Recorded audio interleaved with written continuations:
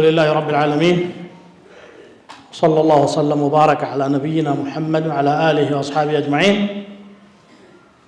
ባለፈ ሳምንት ኹጥባ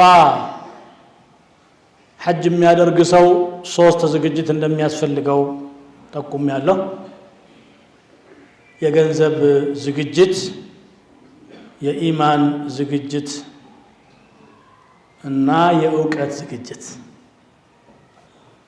ሶስቱን ሳይዘጋጁ የሚሄዱ ሰዎች ስራቸው ከሙኻለፋ የጸዳ አይደለም።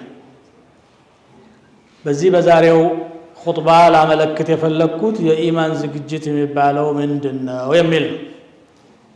ይሄ ሐጅ ባለፈውም እንዳመለከትኩት ኢማናዊ ጉዞ ነው። እኔ መንፈሳዊ ጉዞ አልላችሁም። እስላማዊ አገላለጹ ይሄ ስለሆነ የሚያነሳሳን ወደዚያ ለመሄድ ኢማን ነው። ጥሪውን ያደረገው አላህ ነው በነቢያችን ሰለላሁ ዐለይሂ ወሰለም እና በነቢዩላህ ኢብራሂም አንደበት ነው ጥሪው የተላለፈው። ለመላ የሰው ልጆች ነው። ወአዝን ፊናስ ነው የሚለው። የሚገርመው ሱረቱ አሊ ዒምራን ላይ ስለ ሐጅ የምትናገረው አያ ከላይ ስለ ይሁዳና ስለ ነሳራ ተከታታይ ሀተታ ካመጣች በኋላ ነው። ሁለቱም ሰዎች ቁረይሾቹም ካፊሮቹም ሙሽሪኮቹም ጭምር የኢብራሂም ተከታይ ነን ይሉ ነበርና ተከታይ ላለመሆናችሁ አንዱ ማረጋገጫ ሐጅና ዑምራ ላይ አለመገኘታችሁ ነው ለማት ነው ይላሉ ከፊል ሊቃውንቶች። ወሊላሂ ዐለ ናስ ሲል መላ ሰዎች ማለት ነው። ካኢናን መንካን ልክ ወደ ተውሂድ እንተጠራ ነው እንደ ሶላት ወደ ጾም ሐጅም መላ ሰዎችን ይመለከታል። ደግነቱ አላህ ትእዛዝ ሲያስተላልፍ የሰውን አቅም ከግምት ውስጥ ስለሚያስገባ ከደግነቱ የተነሳ መን استطاع የሚል አቀላቀለበት። ገንዘብ ያስፈልገዋል፣ ጉልበት ያስፈልገዋል። ይሄን የማይችል ብዙ ስላለ ግዳጅ የሚሆነው ለነኚህ ሰዎች ነው ይላል። ስለዚህ ወደ ሐጅ ስንሄድ ዝግጅታችን የገንዘቡ ዝግጅት ሐላል መሆን አለበት ባጭሩ። ከዚያ በፊት የውስጥ ዝግጅት ያስፈልጋል።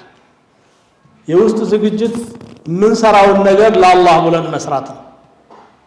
ለዝና ብሎ የሚሄዳል ያው የምናውቀው ነው። ሁሌ አቶ ከሌ ከመባል ሐጂ ገሌ ቢባል ይሻለኛል ብሎ ክብር ፍለጋ ሐቂቃ የሚያጋጥመህ ነገር ነው።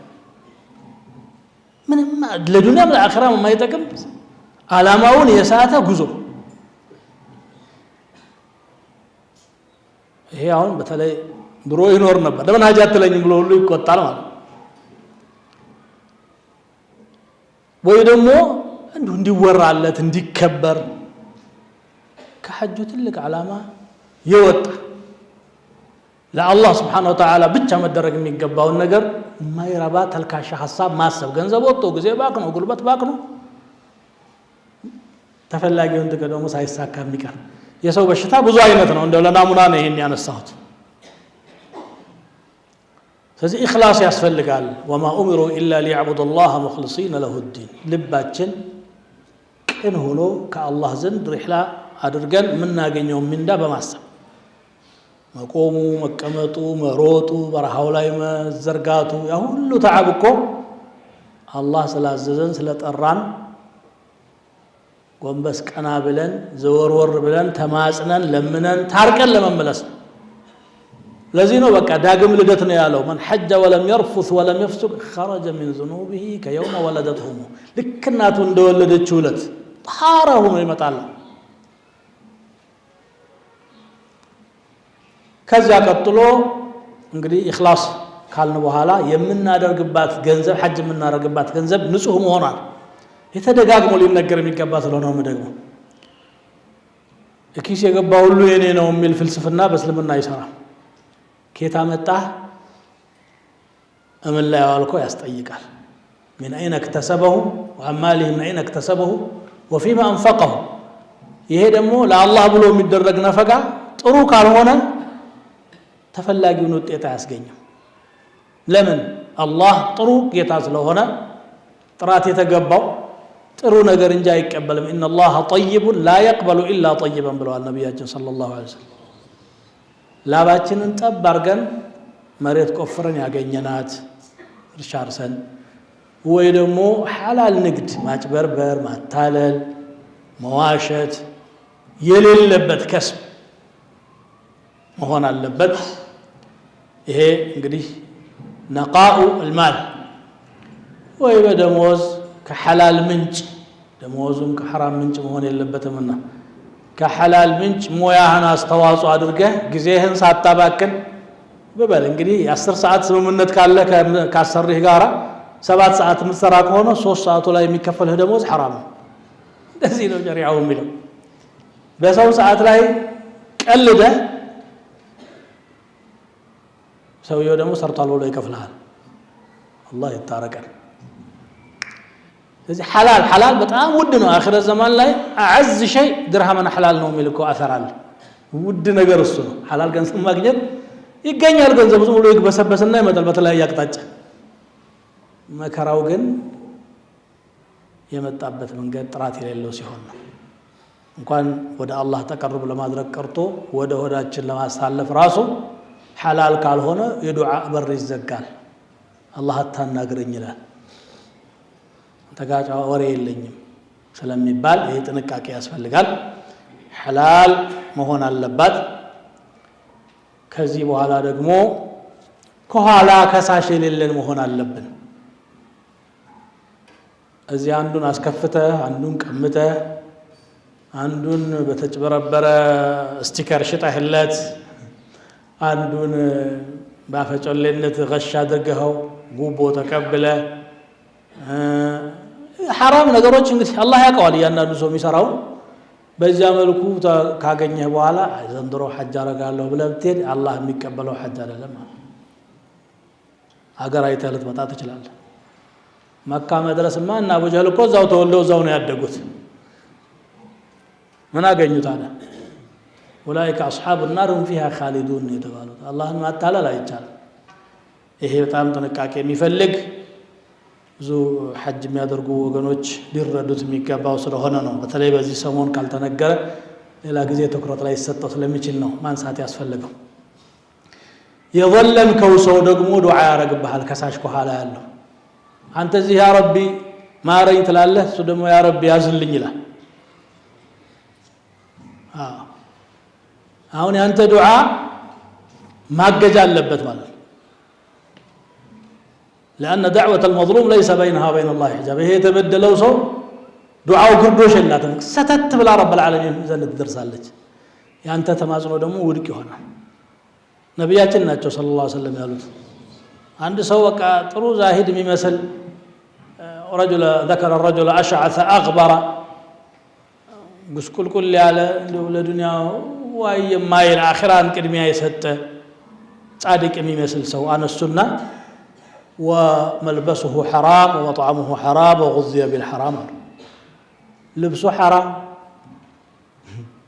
مقبو حرام متطو حرام يتكلموا بحرام فأنا يستجاب له እንዴት ተቀባይነት ያገኘ እሱ ተማጽኖ አላህን ያስቆጣህበትን ሰበብ ሳታርም እንደገና ደግሞ እርቅ ፈልጋለሁ አይለምበደኝም ብሎ እኮ ነው ሰው ጋር እንኳን የሚታረቀው بديالله ብሎ ተማጽኖ ነው ሰው ጋር የሚታረቀው فكيف مع رب العالمين الذي هو على كل شيء قدير ይሄ ያስፈልጋል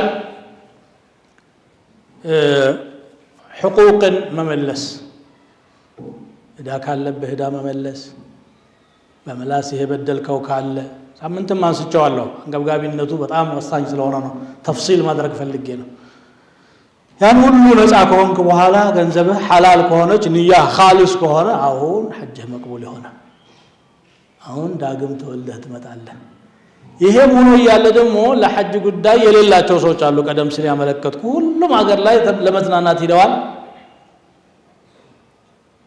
ሐጃቸው ላይ ግን ትዝም አይላቸው እንደው እንዳይጸጸቱ እንኳን ሲሳለቁ ታያቸዋለህ እንደዚህ ብዙ ያጋጥመናል ለምንድነው ሶላት አዘውትረህ ማትሰግድ ዱዓ አድርጉልኝ ኢንሻአላህ ሰግዳለሁ ይላል والله ይሄ ሰው ዱዓ ፈልጎ አይደለም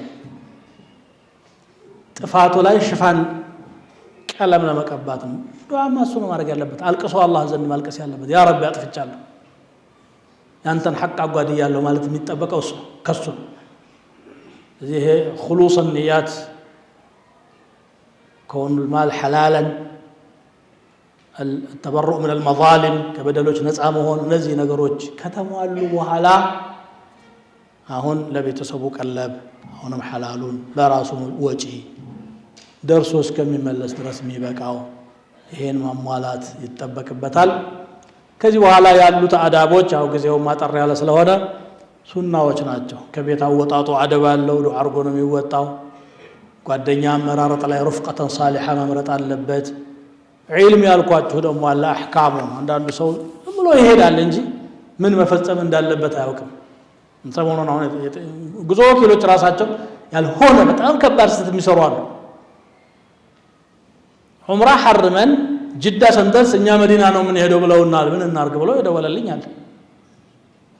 ሐረም ምን መዲና መሄድ እኮ ሱና ነው፣ ከቻልክ ነው የምትሄደው መስጂድ ለመዘየር። ይሄ ግን بعد التلبس به አሁን ማሟላት ግዴታ ነው። መሄድ ያለበት ወደ ጸሎቱ ቦታ እንጂ ወደ ሌላ አቅጣጫ መሄድ የለበትም። አህካሙን መማር ያስፈልጋል። ህግጋቶቹን ኢባዳ ነው እኮ ኢባዳ ቆጥረህ ነው ማስረከብ ያለበት እንደተባልከው دون زيادة أو نقص ያም ሆኖ ኢኽላስ ከጎደለ خلل እንከናል። በዚህ መልኩ በጥንቃቄ መስራት ይጠበቅብናል። ሐጅን ችላ ማለት ኩፍር ጋር አወዳድሮ ነው ቁርአን የጠቀሰው። ቀደም ሲል ተከሻለሁ ወሊላሂ ዐለ الناس حج البيت ካለ በኋላ ومن كفر ነው የሚለው። አቅም ኖሮት ሐጅ አላደረገ ሰው ከፈለገ ይሁዲ ከፈለገ ነስራኒ ሆኖ መሞት ይችላል የሚል ابن مردويه كعلي بن ابي طالب يዘገቡት ሐዲስ አለ። ሰይድና ዑመር ደግሞ ሐጅ ማድረግ እየቻሉ ያላደረጉ ሰዎችን መቁጠር ፈለኩኝ አሉ። ከዚያ በኋላ አቅም ኖሯቸው ሐጅ ካላደረጉ ጂዚያ እንዲከፍሉ መወሰን ፈለኩ።